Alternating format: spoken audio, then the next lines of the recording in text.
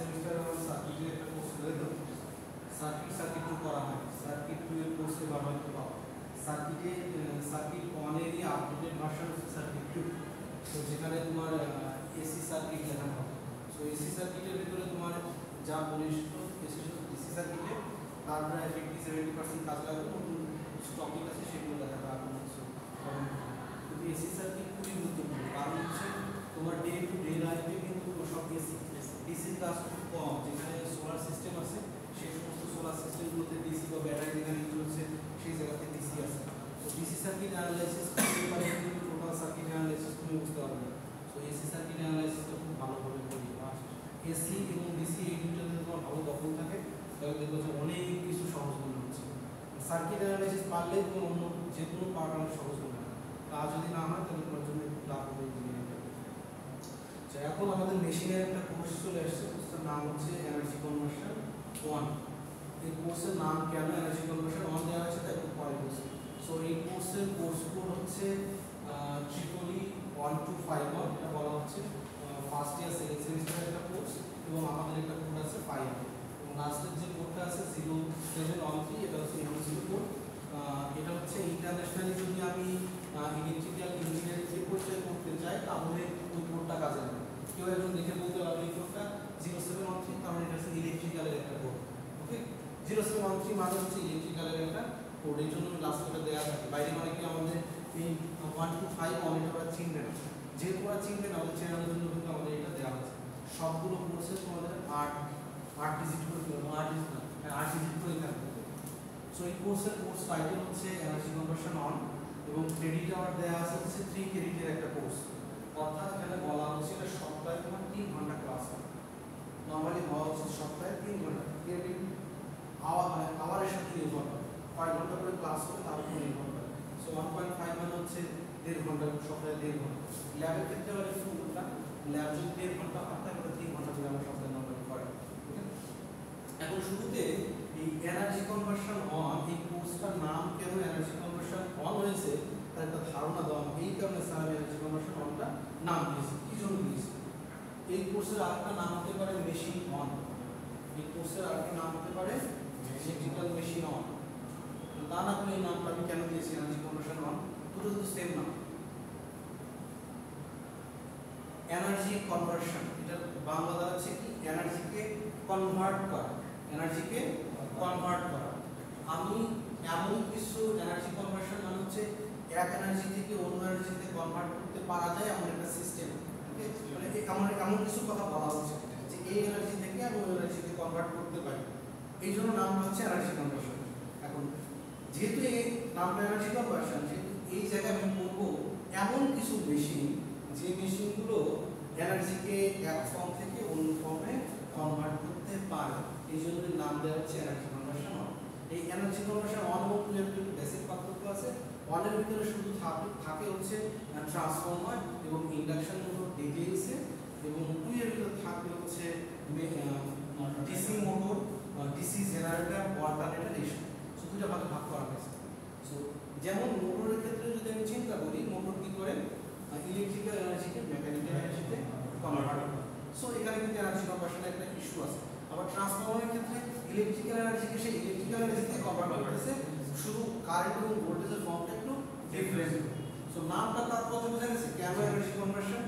So এমন কিছু machine করব যে মেশিনগুলো আমার এনার্জিকে এক ফর্ম থেকে অন্য ফর্মে কনভার্ট করে দিতে পারে। সো আমার এনার্জি কনভার্সন অনেক কিছু কোর্স লার্নিং আউটকাম আছে, যে এই কোর্সটা পড়ার পরে একজন স্টুডেন্ট কি কি নলেজ গ্যাদার করতে পারবে তার একটা ধারণা দেওয়া হয়েছে। সো আমি শুরুতেই বলে দিই, আমি এই কোর্সের মধ্যে যে কয়েকটা টপিক পড়াবো তার 2টা টপিকে ভাগ থাকবে। ওকে, একটা থাকবে ট্রান্সফরমার, আরেকটা থাকবে হচ্ছে ইন্ডাকশন মোটর। এর বাইরে আমি আপাতত কিছু পড়ানোর সুযোগ পাবো এবং সিলেবাসে 2টা জিনিসই আছে। নাম শুনে 2টা মনে হলেও এটা কিন্তু ভাস্ট একটা টপিক, অনেক বড়। তোমাকে পড়ানোর শেষ নেই এখানে, যত পড়াইতে চাইবো আমি ততই পড়াইতে পারবো এখানে। সো মোটামুটিভাবে মিড পর্যন্ত আমি ট্রান্সফরমার নিয়ে আলোচনা করবো, সিঙ্গেল ফেজ, 3 ফেজ এবং এর ডিটেইলস যা যাবতীয় আছে সেই জিনিসগুলো। ওকে, এইগুলো মোটামুটি কোর্স লার্নিং আউটকামে দেওয়া আছে যে কী কী শিখতে পারি। আমার এখানে কিছু জিনিস ভাগ করা আছে, যে সপ্তাহ ওয়াইজ কোন সপ্তাহে কি কি পড়াবো উইক ওয়াইজ ভাগ করে দেওয়া আছে।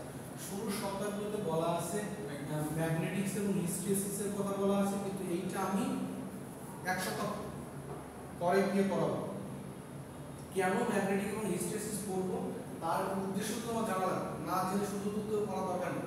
সো আগে আমি ট্রান্সফরমার বেসিকটা তোমাকে পড়াবো, বেসিক পড়ানোর পরে সেখানে আমার কি কি জিনিস কাজে লাগে এই ম্যাগনেটিক্সের, সেই জিনিসগুলো আমি এখানে টু দ্য পয়েন্টে একটু বলার চেষ্টা করি। ওকে, আমাদের শুরুর লেকচারটা হবে হচ্ছে ট্রান্সফরমারের অপারেশন প্রিন্সিপাল, একটা ট্রান্সফরমার কিভাবে বানানো যেতে পারে, তারপর কতভাবে ক্লাসিফাই করা যেতে পারে, তার কি কি পার্টস আছে, এই সমস্ত জিনিসকে শুরুর ক্লাসে আলোচনা করি।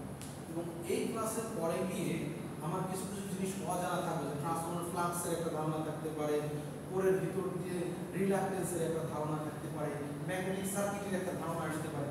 যখন এই টপিকগুলো আসবে তখন পরবর্তী ক্লাসে গিয়ে ওই টপিকগুলো আমি পড়িয়ে আসবো, ম্যাগনেটিক্স এবং হিস্টেরিসিসের কথা হবে। ওকে, যেখানে আমার রিয়েল লাইফের এক্সাম্পলের সাথে তুলনা করা যাবে। এখানে মোটামুটি ভাবে আমি 13-14টা ইয়েতে ভাগ করেছি, যে কতগুলো উইক হতে পারে তার উপর বেস করে এটা ভাগ করা যেতে পারে। মোটামুটি আমি 13টা ভাগে ভাগ করেছি এই ট্রান্সফরমার এবং ইন্ডাকশন মোটর, 14টা ভাগে আছে। আচ্ছা, এখানে খুব বেশি পড়াই হচ্ছে বিএল থ্রেজার বই, বিএল থ্রেজার বই খুব বেশি পড়াই। এখানে ম্যাথমেটিক্স আছে প্রচুর, আমার ম্যাথমেটিক্সটা ওই লেভেলের ভালো লাগে। ম্যাথমেটিক্সের বদলে যদি তুমি একটু ফিজিক্সটা বুঝতে পারো, আমি ট্রাই করবো তোমার ট্রান্সফরমারের ফিজিক্সটা বোঝানো। ম্যাথমেটিক্স তুমি 2-একবার প্র্যাকটিস করলেই পারবে, ফিজিক্সটা না বুঝলে কিন্তু হবে। তোমার মেইন টার্গেট থাকবে যেন ফিজিক্সটা তোমার মানে আত্মস্থ হয়। ট্রান্সফরমার কীভাবে কাজ করে এই জিনিস যদি তুমি না বোঝো, তুমি হাজারটা ট্রান্সফরমারের ম্যাথ করলেও তোমার কোনো লাভ হবে না। সো তোমার টার্গেট থাকবে যে আগে ফিজিক্সটা একটু বুঝে নেই, এটা কীভাবে কাজ করে এটা একটু বুঝি, কোন পার্টের কী কাজ সেটা একটু বুঝি, তারপরে ম্যাথ পারি কি না পারি সেটা পরে বেশি। যে ফিজিক্স বোঝে সে আলটিমেটলি ম্যাথটা এনে এই কোর্সে আমি বিএল থ্রেজার বই থেকে অনেক কিছুই পড়াবো। এই দুইটা রেফারেন্স বুক দেওয়া আছে, জ্যাকম্যানের একটা বই আছে এবং বিএল থ্রেজার একটা বই আছে। এই দুইটা বই তোমরা ডাউনলোড করে দেখতে পারো। যদি বই কিনে ভালো তাহলে বিএল থ্রেজার বইটা কিনে বিএল থ্রেজার কিনে। আর আমাদের ক্লাস টেস্ট আমি নেওয়ার চেষ্টা করবো, 4টা ক্লাস টেস্ট নেওয়ার চেষ্টা করবো। বেসিক্যালি 2টা ক্লাস পর পর একটা ক্লাস টেস্ট নেওয়ার চেষ্টা করবো, সুবিধা হবে সে যেভাবেই নেওয়ার চেষ্টা করবো। একজন হোক দুইজন হোক যারা আসবে টেস্টটা দিতে পারবে। আর তোমাদের ক্লাসের একটা জিনিস একটু চেঞ্জ করা হয়েছে, সেটা হচ্ছে যে ক্লাস অ্যাটেন্ডেন্সে 5%, ক্লাস টেস্টে 5%, যদি এটা 10-এর ভিতর করবো তার ইয়ে আছে। প্রেজেন্টেশন থাকবে, মাস্ক তোমাদের দিতেই হবে, মিডিয়ে এবং ফাইনালে একটা করে প্রেজেন্টেশন দিতে হবে। মিডিয়ে presentation based on the transformer, final presentation based on the induction meter. So তুমি আগে থেকে প্রিপারেশন নিয়ে নাও যে তুমি কোন টপিকটা তোমার ভালো লাগে সেই চুজ করে তুমি আগে প্রেজেন্টেশনটা দিয়ে দিও। ওকে, সো প্রেজেন্টেশন মাস্ক, ওই প্রেজেন্টেশনে 10টা মার্কস রাখার জন্য আমার ক্লাস টেস্ট এবং অ্যাটেন্ডেন্সের মার্কস আমি স্প্লিট করে দিয়েছি, না হলে ওটা 10-10 ছিল। এক্সট্রা 10 মার্কস আনার জন্য আমি প্রেজেন্টেশন দিয়েছি। আর মিডে 30, ফাইনালে 40। এই হচ্ছে 100 মার্কসের পরীক্ষা। তোমার কিন্তু আগে মিড ছিল না, এবার কিন্তু তোমার মিড থাকবে। তোমার 3 মাস পরে গিয়ে একটা পরীক্ষা হয়ে যাবে। সো ওই পরীক্ষা 30 মার্কসের থাকবে এবং ওয়েটেজও 30% থাকবে। সো এখানে 30 থেকে 25 পেয়ে গেলে ওখানে 40 থেকে যদি 30 পায় তাহলে অনায়াসে সেই ক্লাস পেতে পারে। 55 পাইলে মোটামুটি তুমি সেফ আছো। 55 কম হয়ে গেলে তখন তোমার একটু টানাটানি বেঁধে যেতে পারে যে হবে কি হবে না। 55টা হচ্ছে সেফ জোন।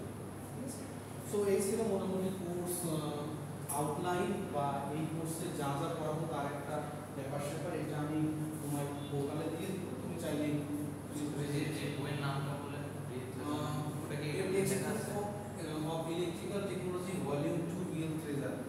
এটা তুমি 120, 40, 50 টাকার ভিতরে পাবে। নিউজ প্রিন্টের যেগুলো আছে 150 টাকায় পাবে। এগুলো ম্যাথ বেসিক ওইগুলো লাগে। প্রচুর অ্যানালাইসিস দেওয়া আছে, চাইলে তুমি সেগুলো দেখতে পারো। সো আজকে আমরা একটু শুরু করে যাই যে ট্রান্সফরমার সম্পর্কে। তোমরা তো আসা যাওয়ার পথে এই ট্রান্সফরমার জিনিসটা হরহামেশাই দেখতেছো, যেখানে যাচ্ছ ইলেকট্রিক্যাল পাওয়ার সিস্টেম যেখানে আছে, বলবো ইলেকট্রনিক্স বাদ দিয়ে power system, electrical power system যেখানে আছে সেখানে তুমি এই ট্রান্সফরমার দেখতে পাবেন, মানে পল্লী বিদ্যুতের দেখো যে সিঙ্গেল ফেজ আছে, 3 ফেজ আছে, একটা পোলের উপর মাউন্ট করে দেওয়া আছে বা পোলের উপরে নাট দিয়ে গাঁথা আছে। এই ট্রান্সফরমার কেন আমরা ইউজ করতেছি তার ধারণা কি তোমার আছে? আমি ট্রান্সফরমার কেন ইউজ করি আমার পাওয়ার লাইনে বা ডিস্ট্রিবিউশন লসটা so how to reduce the losses, কিভাবে লসটাকে রিডিউস করা, এটা কি ধারণা আছে ট্রান্সফরমার লস? স্যার যখন আমি হচ্ছে উচ্চ ভোল্টেজে মানে ইয়া করবো, কারেন্টটা যখন প্রেরণ করবো, তখন হচ্ছে আমার লসটা আসবে। এটা মানে এক কথায় ভিজিবল আয়ার যেটা এরকম কিছু একটা আছে। হ্যাঁ, এটা অনেক সেরকম। ধরো তোমার সাপোজ একটা উদাহরণ আমি দিই এখানে, আমি চট্টগ্রাম থেকে একটা পাওয়ারকে মনে করো সাপোজ একটা সিডি একটা পাওয়ার চট্টগ্রাম থেকে আমি আনতেছি, মনে করো B1 যেটা ছিল 10 মেগাওয়াট, 10 মেগাওয়াটের একটা পাওয়ার আছে। আমি তোমার সাপোজ সেখানে কারেন্ট আমি জানি না, আমি স্পেসিফিক একদম রিয়েল নাও হতে পারে, আমি যদি এখানে 11 কেভি বা 220 কেভিতে ইয়ে করি, আমি ধরলাম আমার এখানে লাইনের ভোল্টেজ হচ্ছে আমি 11 কেভিতে একবার পাঠাবো, তাহলে কি হয়? আর একবার দেখবো হচ্ছে 11 কেভি হচ্ছে 33 কেভি হচ্ছে 66 400 কেভি, 400 কেভি। ওকে, একবার 11 কেভিতে পাঠাবো, একবার 400 কেভিতে পাঠাবো। এই দুইটা জিনিস একটু সহজ করে লিখি, আমি 11 ভোল্টে পাঠাবো একবার, 400 ভোল্টে পাঠাবো একবার, সাপোজ জাস্ট বোঝার জন্য। ওকে, আর পাওয়ারটা হচ্ছে আমি 10 ওয়াট পাঠাবো, মানে ক্যালকুলেশনের সুবিধা করার জন্য। তো প্রথম ক্ষেত্রে লাইনে কারেন্ট কতটুকু থাকে সেটা একটু দেখি। P1 এর ক্ষেত্রে আমার ভোল্টেজ ছিল প্রথম ক্ষেত্রে for cage 1,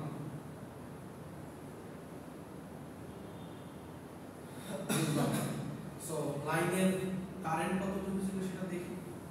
P equal to VI, so I equal to P by P, P by P1 by V, এটা হচ্ছে V1 এর কারণ।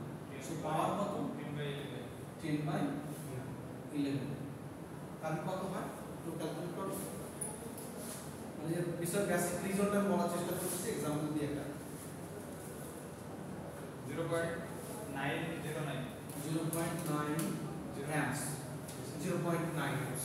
ওকে, সেক্ষেত্রে 0.9 amps যদি আসে, লাইনের পাওয়ার কতটুকু লস হয় তাহলে দেখি। তো কন্ডাক্টরের যদি তো আনছি 11 ভোল্টের line loss P line loss. এই লাইন লস হচ্ছে কারেন্টের সাথে সম্পর্কিত। I square R I square into R, I square into R। So R এর মান আমি জানি না লাইনের রেজিস্ট্যান্স কত, আমি ওটাকে R ই ধরে নিলাম। ওকে, সেক্ষেত্রে 0.9 স্কয়ার ইনটু R কত হয়? 0.81 R। আমি জানি এটা সংখ্যাকে স্কয়ার করে ফেললাম, কি হবে এবার দেখি, জানতে হবে। আচ্ছা, এখন আসি for case 2।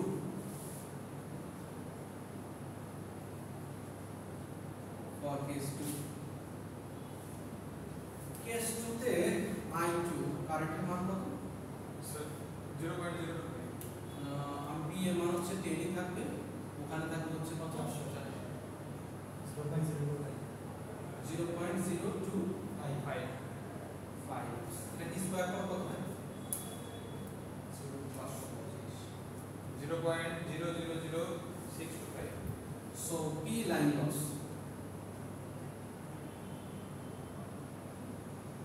P line loss হচ্ছে I2 square into R, so কত? 0.0000629। এই লসের পরিমাণ আর এই লসের পরিমাণ যদি রেশিও করি, তা 1000 গুণে বড় হইতো, এটা 1000 গুণে বড়। তার মানে কি, আমি যদি হাই ভোল্টেজে ট্রান্সমিট করতে পারতাম, হাই ভোল্টেজে পাওয়ারটাকে ট্রান্সমিট করতে, কারেন্ট ট্রান্সমিট করবে কথা বলবো না, হাই ভোল্টেজে পাওয়ার ট্রান্সমিট করবে, হাই ভোল্টেজে যদি পাওয়ার ট্রান্সমিট করতে পারতাম তাহলে লাইনের লস আমার হিসাব অনুযায়ী অনেক কম। আর এই হাই ভোল্টেজে ট্রান্সমিট করার জন্য এসি সার্কিটে ভোল্টেজকে আপ ডাউন করার জন্য আমি ট্রান্সফরমার ইউজ করি। ওকে, সো আমার এই ট্রান্সফরমার বেসিক কাজ হবে এই পাওয়ার সিস্টেমে ভোল্টেজকে আপ ডাউন করা।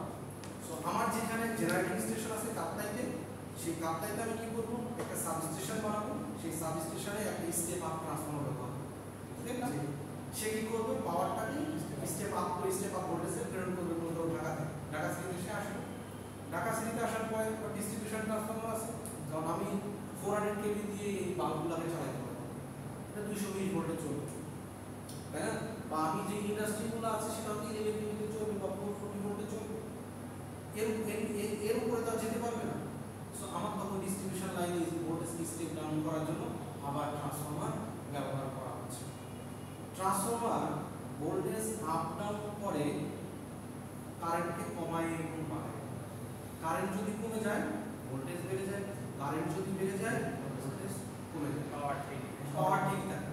ট্রান্সফর্মার পাওয়ার এবং ফ্রিকোয়েন্সি এই জিনিসটা সেম রাখে, ভোল্টেজকে আপ ডাউন করবে, পাওয়ার এবং ফ্রিকোয়েন্সি সেম রেখে ভোল্টেজকে আপ ডাউন করবে। তো ট্রান্সফর্মার আরেকটা ইস্যু আছে, তুমি ইনপুটে যে ধরনের সাইন ওয়েভ দেওয়া, আউটপুটে গিয়ে সাইন ওয়েভটা 180 ডিগ্রি ফেজ ডিফারেন্সে পাওয়া যায়। সো ইনপুটে যদি সাইন ওয়েভটা আউটপুটে পাওয়া এরকম হয়, এটা যদি ইনপুট হয়,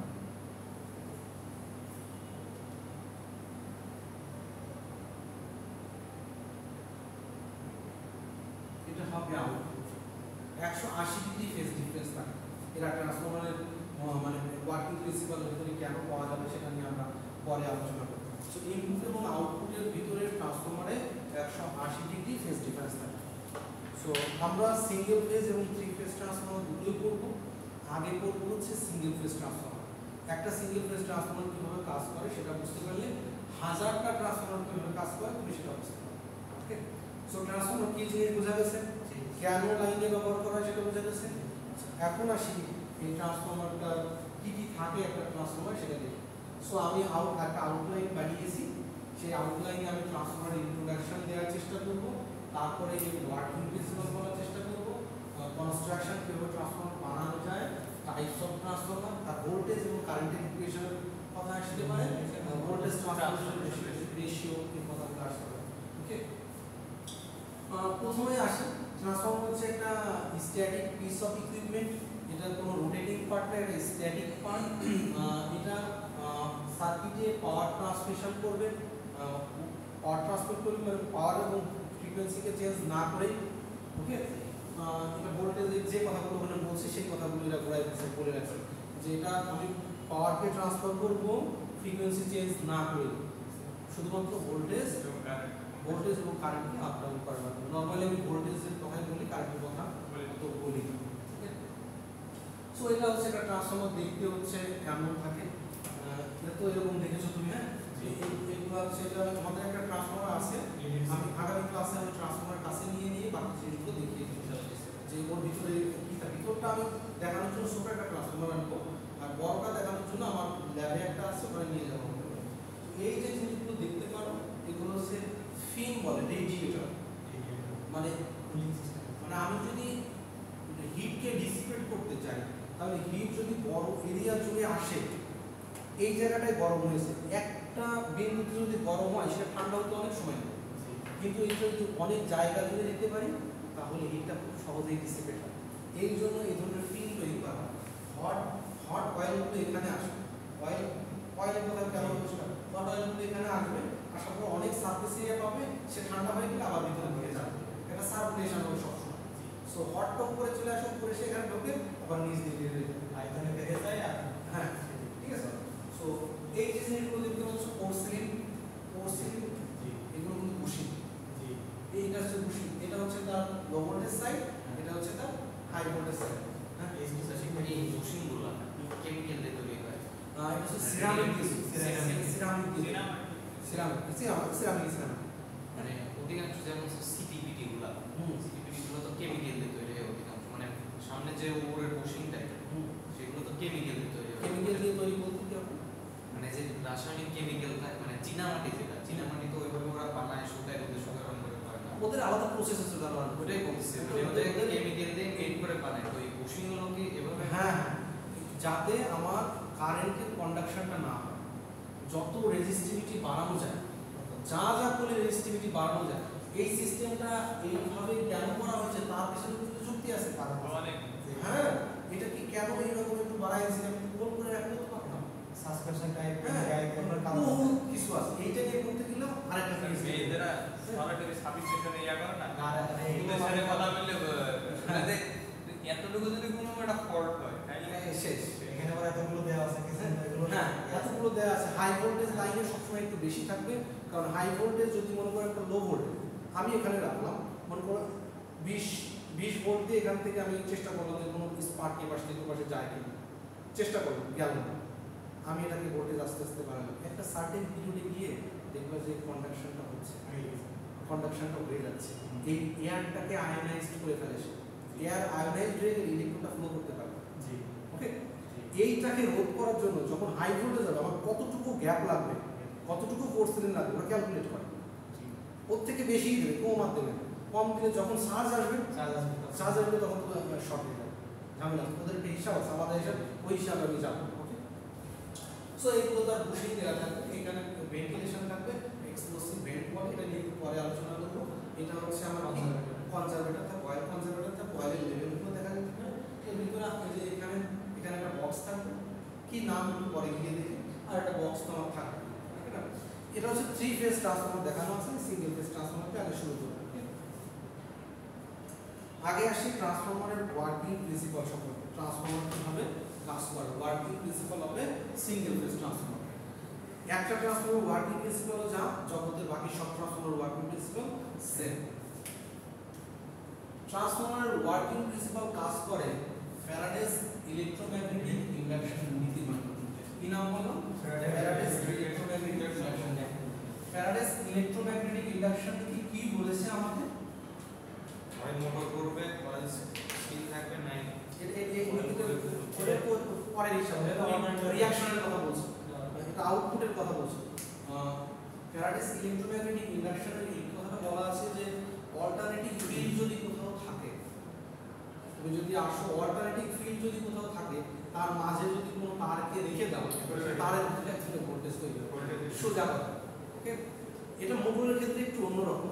মোটরের ক্ষেত্রে বলা হয় যে কন্ডাক্টর ইনসাইড এ রোটেটিং ম্যাগনেটিক ফিল্ড ইনডিউসড এ ভোল্টেজ। ওই মোটর ঘোরে কখন, যে কন্ডাক্টর আমি স্থির রাখছি, এখন ম্যাগনেটিক ফিল্ডটা ঘোরাচ্ছি, যদি এরকম ঘোরাই তাহলে এই কন্ডাক্টরের একটা ভোল্টেজ তৈরি হয়। একই প্রিন্সিপাল এখানে কাজে লাগানো হচ্ছে, কিন্তু এখানে হ্যাঁ, এখানে কিন্তু আমি রোটেশন কোনো পার্ট নেই। মোটরের ক্ষেত্রে motor, induction motor itself is a induction type motor বা ট্রান্সফরমার টাইপ মোটর, এটাকে ট্রান্সফরমার বলা হয়। ওই ট্রান্সফরমারের সেকেন্ডারিটা রোটেট করে এবং সেকেন্ডারি সবসময় শর্ট পাওয়া থাকে। ওকে, সো ফ্যারাডেস ইলেকট্রোম্যাগনেটিক ইন্ডাকশন এই পাশে এসে বলে দেওয়া হয়েছে যে আমি যদি একটা কয়েল রাখি, কয়েলের আশেপাশে যদি ম্যাগনেট ঘোরাই, এটা যদি কাছে আনি একটু দূরে নেই, তাহলে ফ্লাক্সের পরিমাণ কম বেশি হবে না? কারণ একটা এখানে যে ফ্লাক্স কথাটা আসছে, মনে করো ফ্লাক্স কথাটা আসছে, এটা কিন্তু ফিজিক্স আছে ফ্লাক্সের, একটু পরে পরবর্তী ক্লাসে ফ্লাক্সের কথা আমি বলবো যে ফ্লাক্স কি জিনিস। সো একটা পার্মানেন্ট ম্যাগনেট তোমার কাছে আছে, সেই ম্যাগনেটটা যখন একটা তারের কাছে আনবা, ফ্লাক্সগুলো অনেক কাছে চলে আসবে, যখন দূরে নিয়ে যাওয়া ফ্লাক্সগুলো দূরে চলে যাবে, তার মানে ফ্লাক্স কম বেশি হচ্ছে, কাছে আনা নেওয়ার ফলে ফ্লাক্সটা কম বেশি হচ্ছে। যদি এরকম ঘটে, একটা পার্মানেন্ট ম্যাগনেটকে একটা কয়েলের আশেপাশে এরকম নাড়াচাড়া করি, তাহলে এই কয়েলের ভিতরে একটা ভোল্টেজ তৈরি হয় আপনার। এটা স্রষ্টা পদ্ধতি, এটা স্রষ্টা পদ্ধতি। আমরা শুধু দেখেছি, আমরা শুধু এটা অবজার্ভ করতেছি যে একটা ম্যাগনেটকে যদি এরকম করি তাহলে ওইটার ভিতরে এই ঘটনাগুলো ঘটে। ওকে, সো এখানে আমি নাড়াচাড়া করলে এখানে একটা ভোল্টেজ তৈরি হয়। এখানে যদি একটা ভোল্টেজ তৈরি হয়, তাহলে যদি একটা শর্ট করে দিই তার দিয়ে, তাহলে দেখা যাবে যে এখানে কারেন্ট ফ্লো হচ্ছে, তাহলে দেখা যাবে যে একটু কারেন্ট ফ্লো। সো এখানে একটা ম্যাগনেট থাকবে, সেই ম্যাগনেটকে আনা নেওয়া করলে এখানে যদি শর্ট পাথ করে দিই, অ্যামিটার রাখি, তাহলে অবশ্যই অ্যামিটার কারেন্ট শো করবে, অবশ্যই একটা কারেন্ট শো করবে। হয়তো কাছে আনলে একদিকে শো করবে, দূরে গেলে হয়তো অন্যদিকে শো করবে, বা তার পোলারিটি চেঞ্জের সাথে সাথে কারেন্টের ডিরেকশন চেঞ্জটাও আসবে এখানে। সো একটা ট্রান্সফরমার ফ্যারাডেস ইলেকট্রোম্যাগনেটিক ইন্ডাকশন নীতির উপরে সম্পূর্ণরূপে নির্ভরশীল। যদি ফ্যারাডে এই সূত্র না তৈরি করতো, তাহলে এই আমার ট্রান্সফরমারটা তৈরি করা কোনোদিনও সম্ভব হতো না। স্যার যে পাথ ম্যাগনেট এটা তো হচ্ছে আপনার fix magnet, fixed mode Fixed. Fixed mode fixed code তো আপনার অল্টারনেট হচ্ছে কিভাবে স্যার অল্টারনেট হচ্ছে কিভাবে So, আমি এটা বোঝাতে চেয়েছি এটার পোলারিটি কোনো অল্টারনেট হচ্ছে না কিন্তু তার ম্যাক্সিমাম ভ্যালু কম বেশি তো হচ্ছে একবার 10 ছিল একবার 9 ছিল একবার 4 ছিল ভ্যালু চেঞ্জ হচ্ছে না এটা যদি কাছে নেই ধর তোমার কাছে যদি আমি খুব চলে আসি তোমার ভিতরে যদি এক ধরনের প্রভাব থাকে তাহলে আমি বুঝতে পারবো না সেটা অবশ্যই বুঝতে পারবো না তো এ যখন কাছে আসবে তখন মনে হবে যে ফ্লাক্সগুলো আশেপাশে চোখে দেখতে পাচ্ছি না কিন্তু আমি এর যে ফ্লাক্সগুলো ছিল এটা একটা ভিডিও করতে আসবে যদি পরবর্তী ক্লাসে না যায় ট্রান্সফরমারের ভিতরে তো যে আপনার মানে প্রথমে আমি যে ভোল্টেজের একটা অংশকে দিচ্ছি হ্যাঁ একটা অংশকে দিচ্ছি তারপরে সে গ্রহণ করি সেটাকে মানে ইমপ্রেস করি সেটা কিভাবে দিচ্ছে কিভাবে দিচ্ছে হ্যাঁ সেটা আসবো আমি এটা একটু বুঝিয়ে দিই এটাকে বুঝিয়ে দিই ওখানে আমি আসবো জাস্ট এই ফ্যারাডেস ইলেক্ট্রোম্যাগনেটিক ইন্ডাকশন নীতি না করে এখানে একটা বার ম্যাগনেট যখন কাছে আসবো তখন ফ্লাক্সটা এর ভিতরে বেশি করে আসবে ফ্লাক্সটা এর ভিতরে বেশি করে আসবে আর যখন দূরে নিয়ে যাবো ফ্লাক্সটা এর ভিতরে আস্তে আস্তে কমতে থাকবে তার মানে ফ্লাক্সের ভ্যালু কম বেশি হচ্ছে তা ফ্যারাডে বলে দিয়েছে যে কন্ডাক্টর ইনসাইডে magnetic field alternating magnetic field শুধু ম্যাগনেটিক ফিল্ড অল্টারনেটিভ চেঞ্জ হচ্ছে তার ভ্যালু সবসময় চেঞ্জ হচ্ছে এই রকম যদি হয় তার ভিতরে এখানে ভোল্টেজ তৈরি হয় কারণ সে কাছে নিলে বেশি পরিমাণ ম্যাগনেটিক ফিল্ড পায় দূরে গেলে সেই ফিল্ডটা আস্তে আস্তে কমতেছে এই রকম হলে এগুলো একটা ভোল্টেজ তৈরি হয় এখন যদি একটা তার দিয়ে শর্ট করে দেয় তাহলে কারেন্ট ফ্লো হয়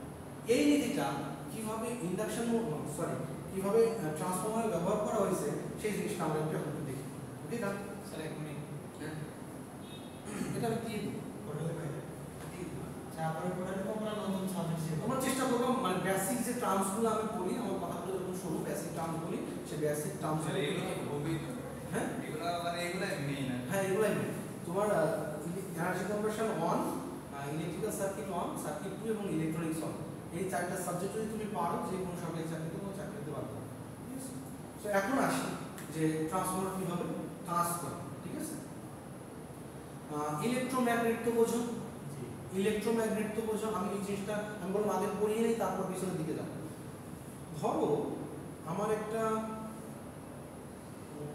কোর আছে আয়রন কোর আছে সেই আয়রন কোরের উপর দিয়ে আমি তারের পেজ দিয়েছি ওকে তার আগে এটা বুঝিয়ে নেই একটা তার আছে তারের ভিতর দিয়ে ইলেকট্রন ফ্লো করতেছে এটা এর স্বধর্ম এর ধর্ম যদি এই তারের ভিতর দিয়ে কারেন্ট ফ্লো করে তাহলে অবশ্যই এই তারের চারপাশ দিয়ে একটা ম্যাগনেটিক ফিল্ড তৈরি হবে কারণ charge in a motion create a magnetic field তোমাকে ডিসি সার্কিটে পড়িয়েছে charge in a motion create a magnetic field এটা কে বানাইছে স্রষ্টা বানাইছে এটা নেচারের ধর্ম এর ভিতর দিয়ে যদি ইলেকট্রন মুভ করতে হবে কারেন্ট ফ্লো করবে ইলেকট্রন মুভ করা মানে কারেন্ট ফ্লো হচ্ছে এই তারগুলোতে এখন কারেন্ট ফ্লো হচ্ছে তুমি মাপো একটা ক্লাম্প মিটার ধরো তারকে টাচও করবে না কিন্তু তারের কারেন্ট তুমি মাপতে পারো কিভাবে কারণ ওখানে একটা ম্যাগনেটিক ফিল্ড তৈরি হয়েছে তুমি সেই ম্যাগনেটিক ফিল্ডের ইন্টেন্সিটি মেজার করতেছো তুমি সেই ইন্টেন্সিটি থেকে বলে দিচ্ছ এর কারেন্টের পরিমাণ যাচ্ছে সো এখান থেকে যখন ইলেকট্রন ফ্লো হচ্ছে একটা ম্যাগনেটিক ফিল্ড তৈরি হচ্ছে সোজা কথা তার মানে কিন্তু একটা ম্যাগনেট বানানোর চেষ্টা করতেছি আমি একটা ম্যাগনেট বানানোর চেষ্টা করতেছি দাদা ওকে সো এই তারটা লম্বালম্বি আছে না এখানে একটা ম্যাগনেটিক ফিল্ড এখানে একটা ম্যাগনেটিক ফিল্ড এখানে একটা ম্যাগনেটিক ফিল্ড মানে আলাদা আলাদা ম্যাগনেটিক ফিল্ডগুলো আলাদা আলাদা অবস্থায় আছে কোনো শক্তিশালী ম্যাগনেটিক ফিল্ড নাই এটুকু বোঝা গেছে আমি একটু চালাক আগে থেকে আমি একটু বুদ্ধিমান আমি মানুষ আমি কি করছি তার উপরে প্যাসেজ এই সবগুলো ম্যাগনেটিক ফিল্ড রেডিও সাম করা যায় কিনা একটু দেখি আমি সবগুলো তারকে আগে এরকম ছিল এখানে একটা ম্যাগনেটিক ফিল্ড ছিল এখানে একটা ছিল এখানে একটা ছিল একটা এর সাথে কোনো যোগ নাই এইভাবে কি করছি এক জায়গা পেঁচাইছি যখন এক জায়গা পেঁচাইছি তখন এখানে যে ম্যাগনেটিক ফিল্ড আছে সাইডটারই তো এখানে ম্যাগনেটিক ফিল্ড সেমই আছে এক জায়গায় আছে তো সবগুলো ম্যাগনেটিক ফিল্ড এখন সাম আপ হবে ভেক্টর সাম হবে তখন মাস বরাবর একটা শক্তিশালী ম্যাগনেটিক ফিল্ড হবে এটা নেচার বাই নেচার হয়ে গেছে এরকম একটা কয়েল যখন বানাই এর ভিতরে কারেন্ট ফ্লো করার সঙ্গে সঙ্গে একদম সেন্টার বরাবর একটা শক্তিশালী ম্যাগনেটিক ফিল্ড পাবো বোঝা গেল তার মানে এখানে কিন্তু ওই ধরনের পার্মানেন্ট কোনো ম্যাগনেট ব্যবহার করা হলো না আমি জাস্ট তার ব্যবহার করেছি, তারের ভিতর দিয়ে কারেন্ট পাস করতেছি, আর এখানে একটা ম্যাগনেটিক ফিল্ড জেনারেট হয়ে গেছে। এখন আমি আর একটু বুদ্ধিমান যে আমি যেগুলো ম্যাগনেট না সেই জিনিসগুলোকে ম্যাগনেট বানাবো। এই জিনিসটা ম্যাগনেট না, এই জিনিসটা ম্যাগনেট না, আমি একে ম্যাগনেট বানাবো। ম্যাগনেট বানাবো সুন্দর মতো করে বেঁচে গেছে। এটা কিন্তু লোহা, আই ম্যাগনেট না। এখন এর মধ্যে কারেন্ট পাস করি, এর মধ্যে কারেন্ট পাস করি। রিলাক্টেন্সের একটা কথা আছে এখানে, লোহার বিরুদ্ধে ফ্লাক্স খুব সহজে যেতে পারে, এটা ধর্ম, সবকিছু বাই নেচার। লোহার বিরুদ্ধে ফ্লাক্স খুব সহজে যাবে, প্লাস্টিকের বিরুদ্ধে তো সহজে যাবে। সো আমি এখানে তার পেঁচিয়েছি, তারের মধ্যে কারেন্ট যাওয়ার পরে তারের মাঝ বরাবর একটা ফ্লাক্স তৈরি হয়েছে না, সেই ফ্লাক্সটা কিন্তু এখন এই কোরের ভিতর দিয়ে পাস করা শুরু করে দিয়েছে। কোরের ভিতর দিয়ে পাস করা শুরু করলে এর ভিতরে একটা ম্যাগনেটিজম ধর্ম প্রদর্শন করবে। অবশ্যই এ এখন ইলেকট্রোম্যাগনেট হিসেবে কাজ করবে। কারেন্ট দাও, এই ম্যাগনেট হয়ে যাবে, কারেন্ট ছেড়ে দাও, ম্যাগনেট ছেড়ে দেবে। সো এটা ইলেকট্রোম্যাগনেট হয়ে যাবে। সো ট্রান্সফরমার এই জিনিসটা কিভাবে কাজে লাগানো হয় সেই জিনিসটা একটু দেখি। এতটুকু বোঝা গেছে কিভাবে ইলেকট্রোম্যাগনেট বানায়। এই জিনিসগুলো নিয়ে আমি আরো যখন ম্যাগনেটিজম পড়াবো আরো ডিটেইলে পড়াবো। ট্রান্সফরমারের ক্ষেত্রে দুইটা জিনিস থাকে, একটা হচ্ছে প্রাইমারি সাইড, একটা হচ্ছে সেকেন্ডারি সাইড। ট্রান্সফরমারে পাওয়ারটা প্রাইমারি থেকে সেকেন্ডারিতে যাবে উইদাউট এনি ইলেকট্রিক্যাল কানেকশন। কোনো ইলেকট্রিক্যাল কানেকশন ছাড়াই প্রাইমারি থেকে সেকেন্ডারিতে পাওয়ারটা ট্রান্সফার হয়। এটা ইন্ডাকশনের মাধ্যমে পাওয়ারটা ট্রান্সফার হয়। সো এটা একটা প্রাইমারি সাইড, এটা একটা সেকেন্ডারি সাইড। আমি কোরটা না নিলেও পারি, কোর না নিলেও এই ট্রান্সফরমার রিঅ্যাকশনটা হবে। সো এখানে একটা কয়েল রাখলাম, এখানে একটা কয়েল রাখলাম, মাঝে কোনো কোর রাখলাম, তাহলে এখানে যে ফ্লাক্সগুলো হয়েছে সেই ফ্লাক্সগুলো হয়তো ঘুরে এই কোরের এই কয়েলের ভিতরে আসতে পারে। ইন্টারকানেক্টেড না। সো এটা একটা কোর, এটা একটা কয়েল, এটা একটা কয়েল। কয়েল যখন হয়েছে, আমি কারেন্ট যখন এর মধ্যে পাস করাচ্ছি, ফ্লাক্স তো তৈরি হচ্ছে। ফ্লাক্স নর্থ দিয়ে বের হবে, সাউথ দিয়ে ঢুকবে, নর্থ দিয়ে বের হবে, সাউথ দিয়ে ঢুকবে। এটা এইখান দিয়েও যেতে পারবে, কোনো সমস্যা নেই। ইনফিনিটি পর্যন্ত, ইনফিনিটি গেলে কম পাওয়া যায়, কাছে থাকলে বেশি পাওয়া যায়। সো ফ্লাক্স যেটা ক্রিয়েট হচ্ছে সেটা এখান দিয়ে বের হচ্ছে, আর সাউথ দিয়ে, আমি ধরুন নর্থ পোল, সাউথ। সো এটা কাছে কাছে রেখেছি, এটা একটা কয়েল, আর এখানে হচ্ছে সাপ্লাইটা দিয়েছি। সো এখানে যখন কারেন্টটা পাস করাবো, এখানে ফ্লাক্স তৈরি হবে, সেই ফ্লাক্সটা দিক দিয়ে যাবে, এখান দিয়ে আসবে।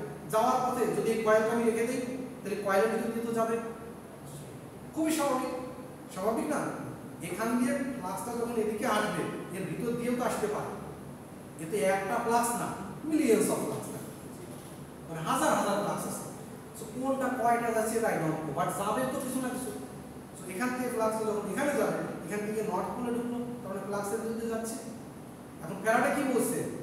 Alternating magnetic field, alternating magnetic. So একটা ফ্লাক্স এদিকে গেল, সো একবার এখানে নর্থ পোল, তখন এদিক দিয়ে গেল, যখন সাউথ পোল, যখন এখানে নর্থ পোল হয়ে সাউথ পোল হলো, তখন এদিক দিয়ে বেরোলো, এদিকে ঢুকলো।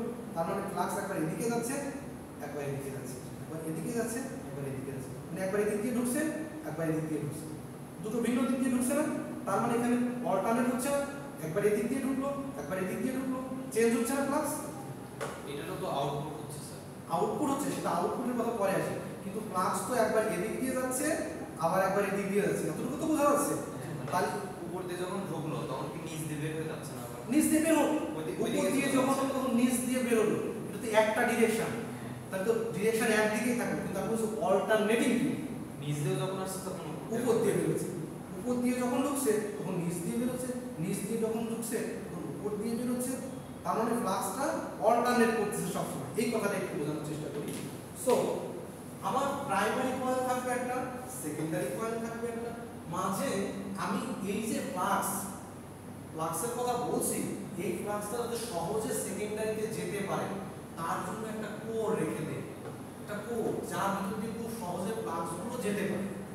আমি যদি কোর না রাখি তাহলে আমার পাওয়ারটা অনেক বেশি লস হবে। ট্রান্সফরমার আমি লস করতে পারি এমন ট্রান্সফরমার আমি বানাবো, ট্রান্সফরমার 99% এফিশিয়েন্ট হতে পারে, হাইলি এফিশিয়েন্ট ডিভাইস।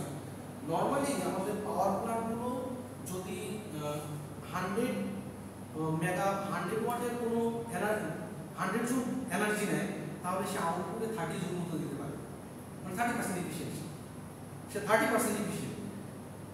একবার আমি 100 জুল দিয়ে 30 জুল বের করলাম, সেই 30 জুলের যদি 50% এফিশিয়েন্ট কোনো ডিভাইস ব্যবহার করি তাহলে 30 জুলের বা 50% হয়ে যাবে।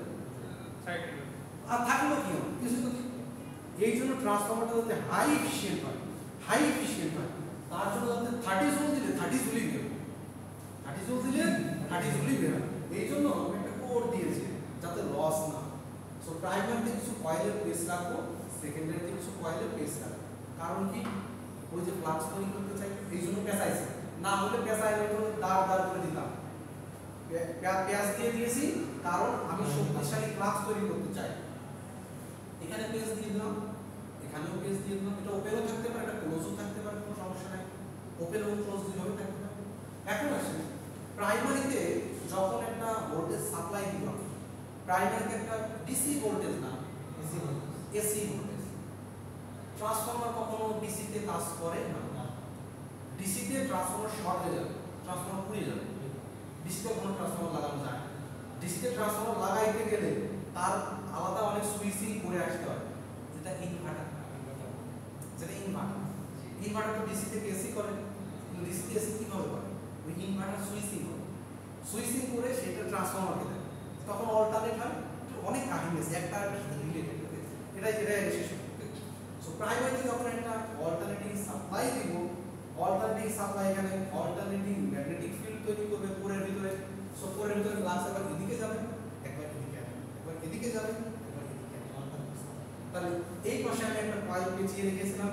এখন এই ফ্লাক্সটা কয়েলের ভিতর দিয়ে যাচ্ছে, এই ফ্লাক্সটা কয়েলের ভিতর দিয়ে যাচ্ছে। সো কয়েলের ভিতরে একবার ফ্লাক্স এদিকে, একবার এদিকে, একবার এদিকে অল্টারনেট করছে। ফ্রিকোয়েন্সি কত? 50 হার্টজ। প্রতি সেকেন্ডে এই ফ্লাক্সটা 50 হার্টজের সমপরিমাণ দিক পরিবর্তন করতেছে। প্রতি সেকেন্ডে 50 বার দিক পরিবর্তন করতেছে, প্রতি সেকেন্ডে। আমি নিজেও জানি না সেটা কেমন দেখতে হবে, এটা দেখা যায়। সো এর ভিতরে যখনই অল্টারনেটিং ফিল্ড আমি পাবো, এর ভিতরে একটা ভোল্টেজ তৈরি হয়ে যাবে। এখন যদি এখানে একটা লোড লাগিয়ে দেই তাহলে সে কারেন্ট ড্র করা শুরু করবে। এটা হচ্ছে transformer working principal of A transformer without load. Load ছাড়াও এভাবে কাজ করে। লোড লাগালে কিভাবে কাজ করে সেটা দুদিন পরেই আলোচনা করব। সো এর মেইন ওয়ার্কিং প্রিন্সিপাল হচ্ছে ট্রান্সফরমার ওয়ার্কিং প্রিন্সিপাল বর্ণনা করার সময় আপনাকে এভাবে বলতে হবে যে ট্রান্সফরমারের দুইটা সাইড থাকে, একটা হচ্ছে প্রাইমারি সাইড, একটা হচ্ছে সেকেন্ডারি সাইড। এখন ট্রান্সফরমার প্রাইমারি সাইডে যখন একটা অল্টারনেটিং ফিল্ড আমি সাপ্লাই দেব বা অল্টারনেটিং ভোল্টেজ সাপ্লাই দেব, তখন ট্রান্সফরমারের কোরের ভিতর দিয়ে অল্টারনেটিং ফ্লাক্স জেনারেট হবে। যেই ফ্লাক্সটা সেকেন্ডারি কয়েলের ভিতরে অল্টারনেটিং ফ্লাক্স হিসেবে আসবে। সো আমার ফ্যারাডে বলে গেছে alternating magnetic field, sorry, coil inside a alternating magnetic field induce a voltage. So এটা ভোল্টেজ তৈরি হবে। সো তুমি লোড লাগাও বা না লাগাও, একটা ভোল্টেজ থাকবে। সো তুমি একটা ট্রান্সফরমার নাও, নিয়ে সাপ্লাই দাও, দেখো সেকেন্ডারিতে একটা ভোল্টেজ আছে। তুমি সেখানে সাপ্লাই কোনো লোডের সাথে কানেক্ট করেছো বা না করেছো ডাজন্ট ম্যাটার। বোঝা গেল? এতটুকু হচ্ছে ট্রান্সফরমার ওয়ার্কিং প্রিন্সিপাল। এই প্রিন্সিপাল বুঝতে কি কোনো অসুবিধা আছে? অসুবিধা আছে? হ্যাঁ, যে প্রাইমারি আর সেকেন্ডারি যে দুইটা পার্ট, এখন যে আমরা ইনপুট লাইন দিই, মানে পরে বোঝাবেন তাও বলতেছি, ইনপুট লাইন দিই যদি এটা সেকেন্ডারিতে দেখতেছে কয়েলের সংখ্যা বেশি, মানে প্যাচের সংখ্যা বেশি, প্রাইমারিতে প্যাচের সংখ্যা কম, সেক্ষেত্রে আমরা যে ইনপুটে যে 11 কেবি বা 30 এগুলো ইনপুট করতেছি, সেক্ষেত্রে যদি সেকেন্ডারিতে ইনপুট করি, এটা মানে এলটি বুশিং এ বাই চান্স ইনপুট করি, তাহলে এটার ভোল্টেজ কনসিকুয়েন্সেস থাকে কি হবে? লো ভোল্টেজ হয়ে যাবে। আমি মানে আউটপুটে কি হবে? লো ভোল্টেজ পাবো।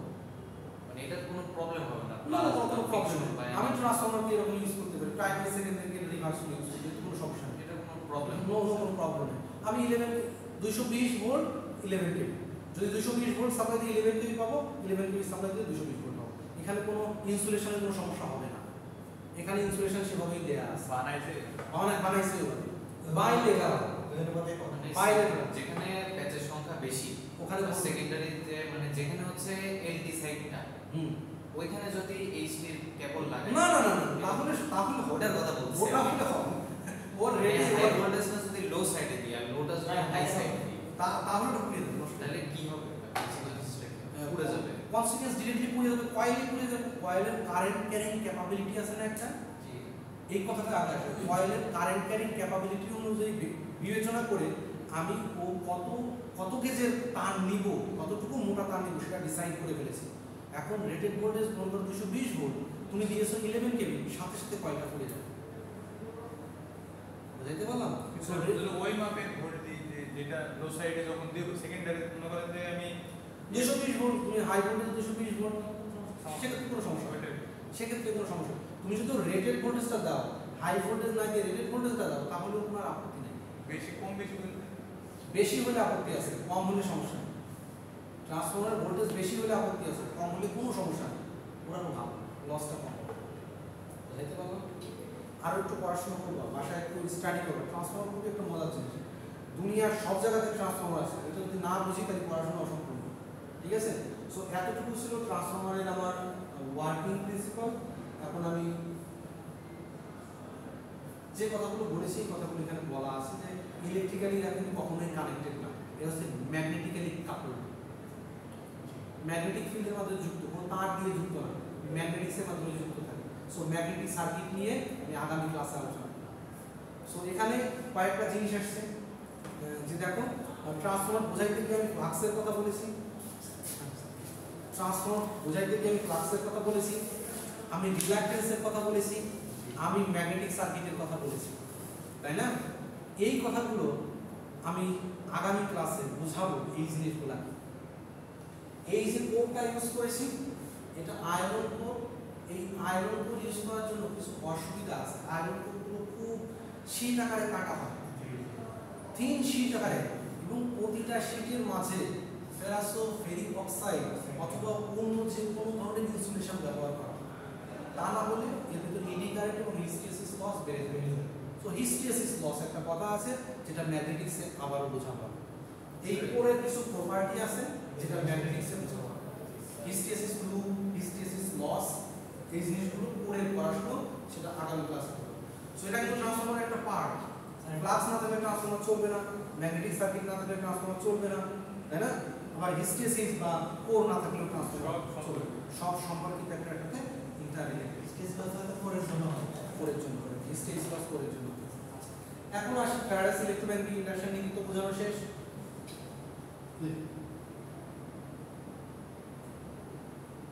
এই টিপটা আমরা একটু প্রবলেম আছে। আচ্ছা, লেঞ্জে বল। হ্যাঁ? শেষ শেষ হয়ে গেছে, এই ক্লাস শেষ হয়ে গেছে। আমরা ক্লাস করার দিন শুরু ছিল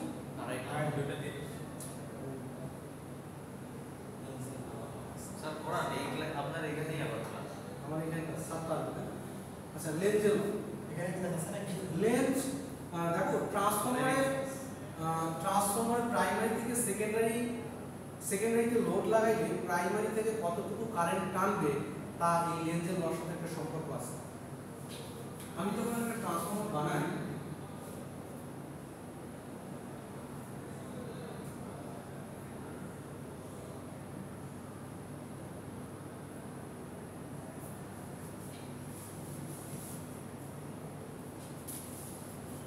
সো এটাকে আমি প্রাইমারি সাইড বলছি, এটাকে আমি সেকেন্ডারি সাইড বলছি। এই প্রাইমারিতে আমি হচ্ছে একটা এসি ভোল্টেজ সাপ্লাই দেব, তাই তো? দেখো এই সাপ্লাইয়ের জন্য এখানে ফ্লাক্স তৈরি হয়। এই ফ্লাক্সটা এদিকে এবং ওদিকে যাবে, দুই দিকে যাবে, আসা যাওয়া। ঠিক আছে? এখানে যখন ভোল্টেজ দেব সেটাকে আমি ভিএস বলবো, এটা প্রাইমারি সাপ্লাই ভোল্টেজ। এখানে ভোল্টেজ দেওয়ার ফলে এই কয়েলের ভিতরে এক ধরনের ভোল্টেজ, সেই ভোল্টেজটাকে আমি বলবো সেলফ ইনডিউসড ভোল্টেজ, সেটার নাম হচ্ছে ইওন। এই ভিএস এবং ইওনের ভিতরে সম্পর্কটা সবসময় উল্টা থাকে। এই ইএস তৈরি হয়েছে তার জন্য, ভিএস এর জন্য। এখন লেন্স বলছে যে যার জন্য যেটা তৈরি হবে, সেই তৈরি হওয়া জিনিস যার জন্য তৈরি হয়েছে সেটা বাধা দেবে। অর্থাৎ ভিএস এর ডিরেকশন যেদিকে থাকবে, ইএস এর ডিরেকশন অপোজিট। বাধা দেওয়ার জন্য যেদিকে হবে, ভিএস এর ডিরেকশন যদি এই দিকে হয়, ইএস এর ডিরেকশন এই দিকে হবে, এই দিকের উল্টা দিক, তাহলে বাধা দিতে পারবে না, বাধা দিতে পারবে না। যার জন্য তৈরি হলো, মানে এখানে ভিএস বাড়াইলে ই অন বাড়বে, এই বাড়াটাকে সে বাধা দিবে, বাড়তে দিবে না। কারণ চিন্তা করো, এইখানে যদি প্লাস হয়, এইখানে যদি মাইনাস, এখানেও যদি প্লাস হয়, তাহলে এখানে কারেন্ট লিমিট করার সম্ভাবনা। কারণ I সমান VS minus E1 divided by হচ্ছে R। তাই না? কিন্তু যদি এখানে মাইনাস, এখানে মাইনাস হতো তাহলে প্লাসে আই তো আজীবন বেড়েই যায়, আই তো আজীবন বেড়েই যায়। এর উল্টা মানে হচ্ছে এর ও ডিরেকশন একই দিকে হলে ও বাধা দিতে পারে। উল্টা বলবো না, আমি বলবো ভিএস কে বাধা দেওয়ার জন্য ইএস এর ডিরেকশন যেদিকে হওয়া প্রয়োজন ঠিক সেই দিকেই হবে। সেক্ষেত্রে ভিএস যখনই আমি একটু বাড়াই দেব, সেক্ষেত্রে ইএস ও এর চেষ্টা করবো ই1 কে বাড়ানো, কিন্তু ই1 বাধা দিলে যে পারবো না, আমি বাড়তে দিব না। ঠিক আছে, এটাই হচ্ছে লেন্স বোঝাতে চেয়েছে, যে যার জন্য তৈরি হবে ঠিক সেই জিনিসটাকে কাউন্টার করবে হচ্ছে যে তৈরি হয়েছে V1 E1। এখানে আরো অনেক জিনিসপত্র আছে, সেই জিনিসপত্র ডিটেইলস আমি এখনই যেতে যাচ্ছি না, কিছুদিন পরে সেটা আলোচনা করব। প্রথম ক্লাস আর কিছু করাই লাগবে মাথায় থাকবে। এই কথাটা লেন্স বলে গেছে। আমার এই ট্রান্সফরমারের কিছু ইয়ে আছে, পার্টস আছে, সেই পার্টসগুলো যে দেখাচ্ছিলাম। আমার একটা কোড থাকবে বেসিক, বড় হলে সব পার্টগুলো সব থেকে বড়টার জন্য, আর মিনিমাম হচ্ছে কোর দরকার, উইন্ডিং দরকার, ইনসুলেশন দরকার, ট্যাঙ্ক না হলে চলে। এরপরে যা আছে সব হচ্ছে তার ট্রান্সফরমার সেফটির জন্য, আর কোনো কিছু না। এর বেসিক এই দুটো হচ্ছে বেসিক, ইনসুলেশনটাও সেফটির জন্য। কোর এবং উইন্ডিং, কোর এবং উইন্ডিং বেসিক পার্ট থাকতেই হবে ট্রান্সফরমার। তারপর আছে ইনসুলেশন। আমি যে ট্রান্সফরমার কয়েলটা পেঁচাই, এই যে কয়েলটা পেঁচাইলাম, এটা তো একটা কথা শর্ট করবে না, কেন? কারণ এটা কভার দেওয়া আছে। তো ট্রান্সফরমার যে কয়েলটা ব্যবহার করা হবে সেটা হবে সুপার এনামেল কপার ওয়্যার। দেখতে কপারের মতো হলেও ওর উপরে এক ধরনের আস্তরণ দেওয়া আছে। ঠিক আছে, সো আজকে এ পর্যন্তই। আগামী ক্লাস থেকে ফুল সুইংয়ে ক্লাস হবে, একটা ক্লাসও মিস দেওয়া যাবে না। ট্রান্সফরমার না বুঝলে তুমি যেখানে চাকরি করো সেই জায়গায় তোমার সমস্যা করতে হবে। ঠিক আছে, সো একটু চেষ্টা করবো বইটা পড়ার, কিছু ভিডিও দেখার, যে how a single phase transformer works, এই জিনিসগুলো একটু দেখো, মজার আছে। একটু বুঝে ফেলতে পারলে এই কোর্সে ভালো করার কোনো অসুবিধা কিছু না। ঠিক আছে, বন্ধ করো।